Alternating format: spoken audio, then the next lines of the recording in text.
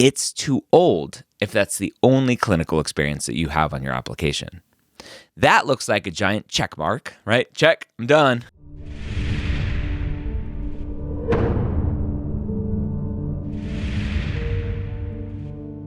The Old PreMeds Podcast, session number 335. Welcome to the Old PreMeds Podcast. My name is Dr. Ryan Gray, your host here every week where I take your non-traditional questions and answer them here on the podcast. You can ask your nontrad questions over at PreMedHangout.com, which is our Facebook group, which is 19,000 plus strong, and use the hashtag OPM question to ask that question. It's a topic tag or hashtag, whatever you want to call it, on Facebook groups, and we will find those and pull them in to answer them potentially here on the podcast. Before we jump into our episode today and our question today, I want to talk about the MCAT Minutes brought to you by Blueprint MCAT, our sponsors for today. At Blueprint MCAT, one of the biggest things that they believe in is free stuff, like I do. And one of the biggest things that they offer for free is their free account, which gives you lots of resources. You get a half-length diagnostic, a free full-length exam, and best of all, for you non-trad students out there, you get access to their amazing free online study planner tool that is completely customizable and adjustable to you and your specific schedule. You tell it when you're thinking about taking the MCAT, you tell it your schedule, you tell it how many hours a week you have to study, you tell it the days that you already know that you're not going to be able to study, and then when life happens, you can click and drag around some of those assignments to readjust as you need. So go check out all of that over at blueprintmcat.com. Let's go and jump into our question today. Our student asks about clinical experience from 12 years ago, which for non-trad students is a very common thing, especially you super non-trads out there, which I love. Our student asks, is clinical experience from 12 years ago too old to include on my application? I worked as a behavioral health technician in rehab when I was 22 for 3 years. Should I include this on my application, or does it look too much like a stretch for adding clinical hours? Now, the important thing that really comes into play with this is, what does the rest of the kind of story look like, right? At the end of the day, your application is going to paint a story. It's going to paint a story of where you come, what you've been doing, and potentially where you're going, right? When you can project out hours for your activities. And then your secondary essays, there may be specific prompts that schools will ask about what your plans are and all of that fun stuff. And so your application is a snapshot of where you've been, where you're at, where you're going. And as a super non-trad, you're going to have a lot of that where you've been. And so I don't think it's too old.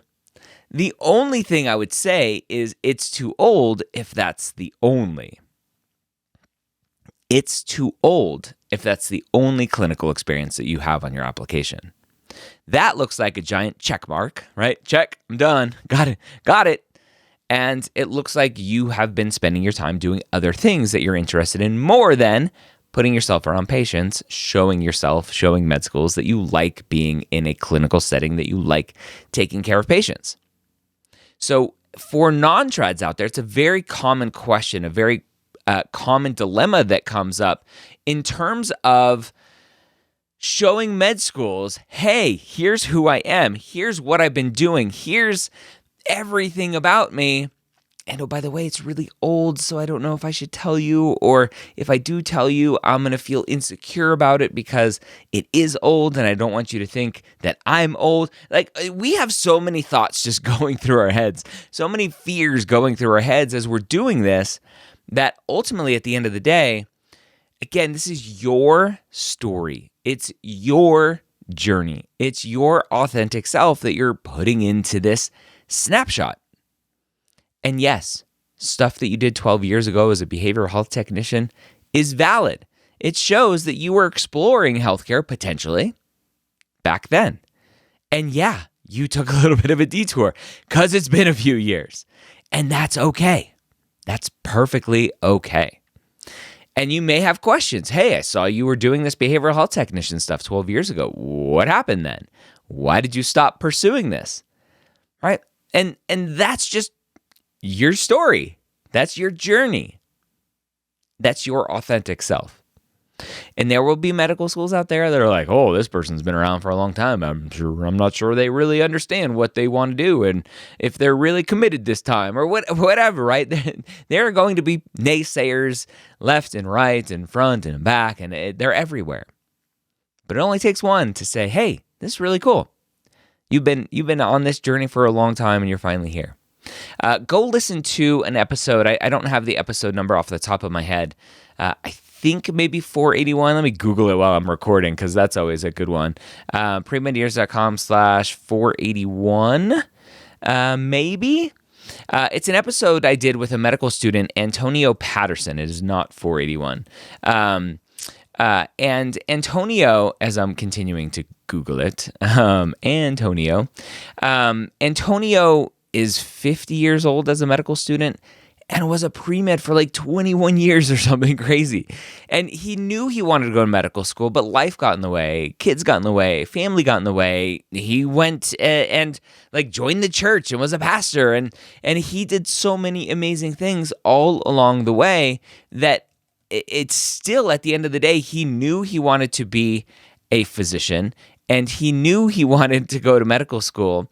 He just had other stuff going on. It's episode 508 is that episode, as I was Googling it while I was recording. Episode 508. So PreMedYears.com/508. 31 years he spent as a pre-med student trying to figure out how to get there, what to do, when was the right time, all of this stuff. And ultimately, he made it. He's a second-year med student now. He just spoke at MAPTCon, our conference, talking about that journey. So there's no right or wrong in this journey. Ultimately, it's your story. It's your passion. It's your path. So don't feel bad about stuff that's 12 years old. Feel bad and understand that it looks bad if that's the only thing you have and it's been a while since you've done anything. Because then the question will come up, well, are you sure you want to do this? Because you haven't been actually spending any time doing it. So that's where you start. You need to start to worry.